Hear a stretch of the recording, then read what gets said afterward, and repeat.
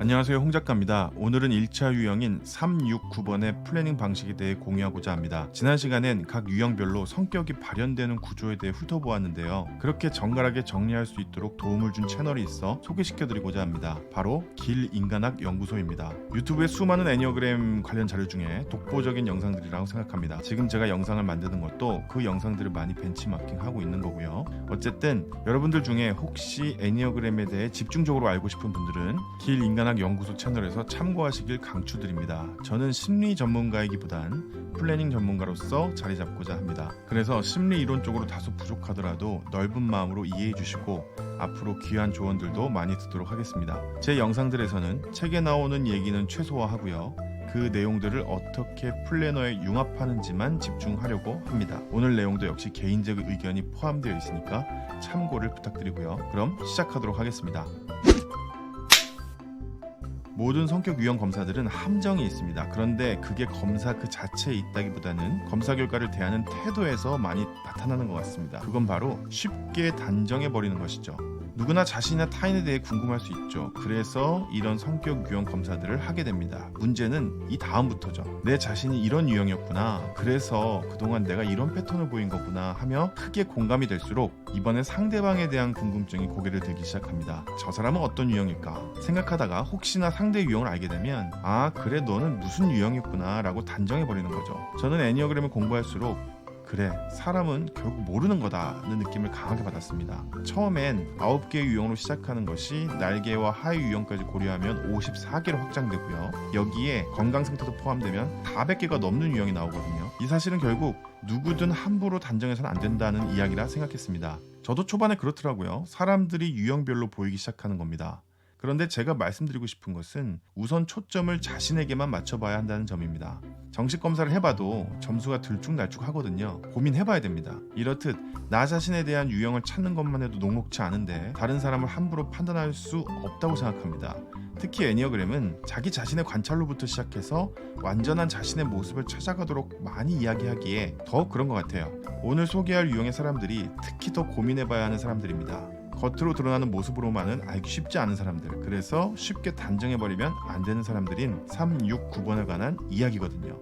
이들은 슈퍼엔진을 가지고 있는 1차 유형들이기 때문입니다. 3번 유형은 감정의 슈퍼엔진을 가지고 있습니다. 그러나 슈퍼엔진은 안정적이진 않기 때문에 사고와 본능의 엔진이 대체 엔진으로 작동되고 있다고 말씀드렸었죠. 이런 감정 유형들은 관계를 중시합니다. 그러니까 사람이 중요하죠. 내가 살아가는 이유가 너 때문이라고 당연하게 생각할 수 있는 유형입니다. 네가 없다면 살아갈 이유가 없죠. 그래서 감정 유형들은 나의 이미지를 굉장히 중요하게 여깁니다. 감정 엔진의 2번, 3번, 4번 중 특히 3번은 타인에게 성공한 사람으로 비춰지길 원합니다. 그렇게 안 되면 수치심을 느끼게 되죠. 그리고 감정 유형들은 칭찬을 듣는 것도 하는 것도 좋아하고 서로 간의 감정적 느낌을 중요시합니다. 그런데 3번은 이 엔진이 꺼진 거죠. 그래서 사고와 본능 엔진이 대신 돌아가는데요. 이 두 엔진이 돌아가면 만들어내는 기운이 있으니 그것을 기계처럼 처리하는 이라고 말할 수 있습니다. 연결된 이 선이 나타내는 뜻입니다. 저는 이걸 프로세싱 모드라고 말하고 싶어요. 컴퓨터의 CPU처럼 로직에 의해 처리한다는 거죠. 그래서 효율을 매우 중시합니다. 감정은 딱 배제시키는 것이죠. 피도 눈물도 없어 보입니다. 성공을 위해선 그게 당연하다고 생각하죠. 실패는 성공의 어머니라는 말을 가장 강력하게 하는 사람들이 3번입니다. 실패를 해도 오뚜기처럼 벌떡 일어나죠. 감정의 변화가 전혀 없습니다. 또 하면 되니까요. 이들이 왜 이런 성격을 가졌냐면 어린 시절 특별한 성취를 이룬 순간에 칭찬과 상을 받았기 때문이라고 합니다. 무능한 나는 존재 가치가 없었죠. 오직 성공만이 내 존재 이유입니다. 그런데 3번의 아이러니는 그 감정의 엔진이 궁극의 슈퍼 엔진이라는 사실입니다. 알고 보면 3번만큼 감정적인 사람이 없는 거죠. 3번은 마치 기계처럼 일을 하고 있지만 그것은 사람들에게 성공자의 이미지로 비춰주고 싶어서라는 겁니다. 성공하면 돈을 많이 벌어서 성공 그 자체가 재미있어서가 아니라 성공한 자신의 이미지만이 삶의 이유이기 때문입니다. 3번은 시간의 영역인 본능 영역과 아이디어 영역의 매력을 느낍니다. 성격 구조가 근거죠. 효율을 극히 중시하기 때문에 땡스 루틴에 기록하는 내용들은 업무에 관한 겁니다. 학생 같은 경우라면 주로 학습에 관련한 내용을 써야겠다고 생각합니다. 일주일에 5번, 0단어 100개씩 외우기 이런 것들이죠. 플래너의 시간 기록들은 사실적입니다. 몇 시부터 몇 시까지 뭘 할 것이다. 그래서 했다, 안 했다. 그것은 효율적이었는가? 이걸 실시간으로 체크하죠. 이들의 시간 기록에서 두드러지는 특징은 목표량을 채우기 위해 시간을 얼마든지 들어도 좋다는 경향이 있습니다. 즉 마감 시간 정하기를 어려워합니다. 공부라는 게 끝나봐야 아니까요. 그러나 이렇게 치열하게 공부하는 이들은 공부 자체가 즐거워서라기보다는 성공자의 이미지 때문입니다. 그렇다 보니 플래너도 거짓으로 기록할 수 있죠. 바로 이때 3번 유형의 약점인 기만의 특성이 드러납니다. 실제로 그렇게 보내지 않았는데 그렇게 보낸 것처럼 기록할 수 있다는 거죠. 물론 이건 모든 유형이 가능합니다. 그러나 특히 3번은 진짜로 자신이 그렇게 보냈다면서 자기 기만의 태도를 보이거나 타인도 기만할 수 있습니다. 땡스 리딩도 내가 정한 문제집에 진도를 적어 나가거나 하는 현실적 기록을 중시하며 독서도 자기계발 분야의 책을 선호합니다. 성과를 높이기 위한 기록이 아니면 의미가 없다고 생각하죠. 여기서 한 가지, 모든 대체 엔진들은 특징이 있는데요. 이는 둘 다 평균적인 성능을 낸다는 점입니다. 2차 유형처럼 뚜렷하게 치우치지 않죠. 그래서 그 부분들을 월등하게 쓰진 않고요. 평균 정도의 수준으로 작성합니다. 어차피 대체에서 돌아가고 있는 엔진의 영역이니까요. 같은 맥락으로 3번의 본능과 사고 영역은 그야말로 실용적, 효과적인 수준의 모습을 보여줍니다. 그리고 감정 영역을 쓰는 걸 매우 어려워합니다. 땡스 다이아몬드를 쓰는 거, 감사하는 것, 이런 내용을 작성하는데 어려움을 보입니다. 아이러니죠. 이들은 사실 사람들의 필요를 누구보다 잘 알고 내가 해야 하는 역할도 느끼고 있는 사람들이기 때문입니다. 6번 유형은 사고 슈퍼 엔진을 가지고 있죠. 그래서 본능과 감정이 대체 엔진으로 돌아가고 있습니다. 사고 유형의 특징은 심사숙고입니다. 끊임없이 생각하죠. 장고 끝에 악수 둔다는 속담 알고 계시죠? 저는 이게 사고형을 잘 표현한 것 같은데요. 여기서 사고라 함은 생각, 미래, 분석, 걱정 이런 단어와 일맥상통합니다. 걱정은 특징이 있죠. 하면 할수록 늘어난다는 거잖아요. 미래도 마찬가지죠. 미래를 알려 하면 할수록 불안합니다. 모르겠으니까요. 그래서 6번은 늘 불안합니다. 생각하면 할수록 이 세상은 위험하니까요. 그래서 이미 있는 것들에 대해 보존하려고 하는 경향을 보입니다. 일단 지금 갖고 있는 이것이라도 지키려 하는 것이죠. 그래서 새로운 일을 시도하는 것에 대해 보수적인 성향을 갖고 있으며 완벽하게 마무리할 수 있는 일만 하려는 경향이 있습니다. 대신 이들은 매사에 안정적이고요. 학생들도 우등생 유형이 많습니다. 각종 과제물에 대해 정해진 기한에 꼬박꼬박 제출하고요. 권위에 순종하는 경향을 보입니다. 친구 관계도 매우 원만하고 자상하며 책임감 있는 태도를 보이죠. 선생님 입장에선 너무나 모범적인 학생들입니다. 6번의 성격 구조에서 돌아가고 있는 대체 엔진은 본능과 감정입니다. 이는 유대감 모드를 만들죠.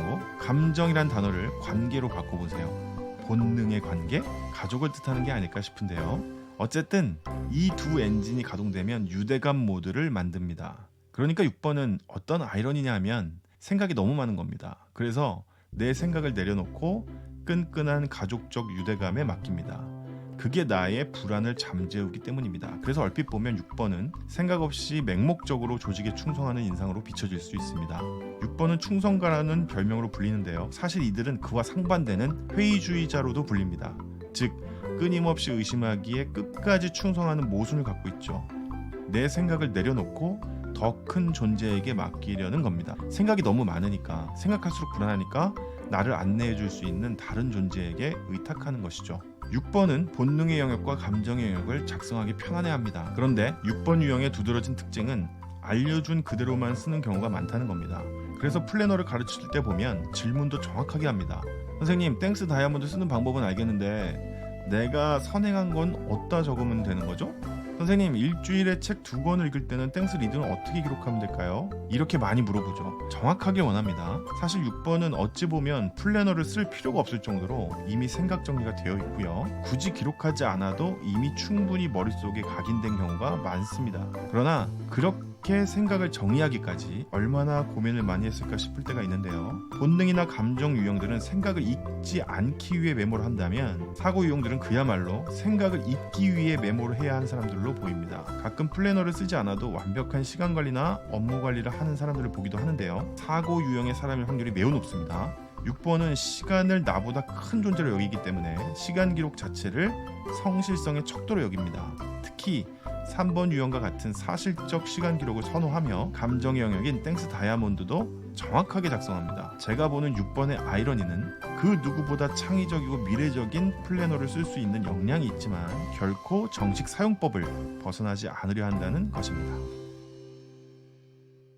9번은 본능의 중심 유형입니다. 평화주의자로 불릴 만큼 갈등이 발생되는 상황 자체를 회피합니다. 혼자 남는 것에 대한 두려움이 있기에 두루두루 친하게 지내며 관계를 유지하기 원합니다. 그런데 9번에 속한 본능 유형의 특징은 힘과 영역에 민감합니다. 자기중심적이고 나의 의지와 힘이 매우 중요한 사람들이죠. 이런 측면에서 9번도 아이러니합니다. 도저히 나의 의지와 힘이 중요한 사람으로 보이지 않습니다. 3번, 6번이 그랬듯이 9번도 본능의 슈퍼엔진이 꺼져 있기 때문이죠.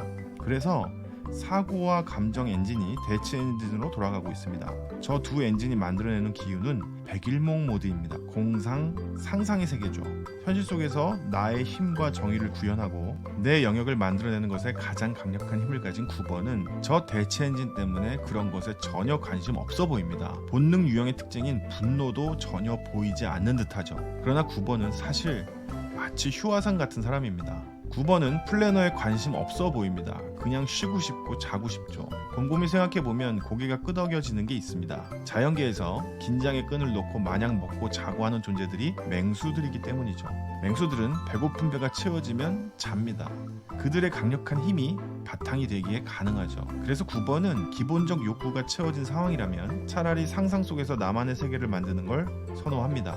그래서 본능 영역보단 사고와 감정 영역에 관심을 보이죠. 본능 영역인 이곳은 평소엔 거의 기록하지 않으려 합니다. 땡스 리딩도 자기계발서 같은 것보단 소설, 만화 등 재미있는 것들을 선호하고 땡스 다이아몬드도 양식에 맞춰 쓰기보다는 그냥 간단하게 감사일기 정도 끼적일 뿐입니다. 그런데 9번은 자신이 필요하다 느끼면 완전 달라집니다. 잠자던 사자가 깨어났다고 할까요? 먹기도 잘 먹고 잠도 잘 자고 세상 급할 것 없는 사람이 시험 일주일 남았다든가 마감일이 내일이라든가 같은 진짜 뭔가 급한 상황이 생기면 180도 바뀝니다. 평소 독서는 거의 안 해도 시험 앞두고 교과서 문제집 파는 모습을 보면 야, 저 사람이 잠만 자던 그 애가 맞나 싶죠. 나중에 또 말씀드리겠지만 이 백일몽 모드를 가지고 있는 유형 9번, 4번, 5번은 본능 영역의 작성에 그다지 호의적이지 않습니다. 현실의 영역인 본능이 꺼져 있거나 예비 엔진으로 있기 때문에 시간 기록 자체에 큰 가치를 부여하지 않는 경향이 있죠. 그게 뭐가 중요하냐는 겁니다. 그래서 스스로 이거 좀 기록해봐야겠는데 라고 각성하지 않으면 좀처럼 쓰지 않으려는 경향이 있습니다. 그런데 9번은 그런 와중에도 조금 이야기가 다릅니다. 본능의 중심 유형이잖아요. 바로 저 부분이 자기한테 중요하다는 걸 그야말로 본능적으로는 알고 있습니다. 이렇게 3, 6, 9번 1차 유형에 대한 플래너 쓰는 방식을 살펴봤습니다. 각각 어떤 영역을 편안해하고 어떤 영역을 잘 쓰지 못하는지 봤는데요. 1차 유형들의 아이러니는 본인이 잘 쓰지 못하는 그 영역이 사실은 본인이 가장 잘 쓸 수 있는 영역이라는 점입니다. 그래서 9번 학생에게 아무리 시간 기록을 열심히 하라고 윽박질러도 본인이 필요하다고 판단하기 전까지 쓰지 않죠. 3번, 6번이라고 안심할 수 없습니다. 3번은 그 시간 기록 자체가 사실이 아닐 수도 있기에 기록의 진실성을 가끔씩 확인해 줄 필요도 있고요. 6번은 시간 기록 자체를 성실도의 측면으로 판단하기 때문에 최선을 다해 쓰지만 그렇게 시간 기록하다가 오히려 공부 시간 줄어들 수 있습니다. 공부 더 많이 하자고 쓰는 스터디 플래너인데 말이죠. 그러니까 오히려 6번 학생한테는 이 정도면 충분히 잘 썼다고 격려해주고 오히려 꼭 필요한 부분만 쓰라고 줄여줄 수도 있어야 합니다. 10분 단위로 플래너 기록하라고 말해줘도 그걸 실천할 수 있는 학생들이 6번이기 때문이죠. 오늘 이 학생들에게 들려주고 싶은 말이 있습니다. 그렇게 플래너를 열심히 쓰지 않아도 너는 너 자체로 충분히 사랑받을 수 있는 사람이라는 것. 플래너를 정해진 방법대로만 쓰는 게 아니라 너가 편한 방법대로 변형해서 써도 괜찮다는 거. 너는 네가 필요하다고 느끼면 누구보다 플래너를 잘 쓰는지 알고 있기에 난 너의 시간 기록보다는 너가 상상한 세계에 대해 알고 싶다는 것이죠. 그걸 내게 좀 더 자세히 이야기해 줄 수 있냐는 겁니다. 오늘은 여기까지입니다. 다음 시간에는 2차 유형들에 대해 말씀드리도록 할게요. 구독과 좋아요, 알림 설정 부탁드리고요. 안녕히 계세요.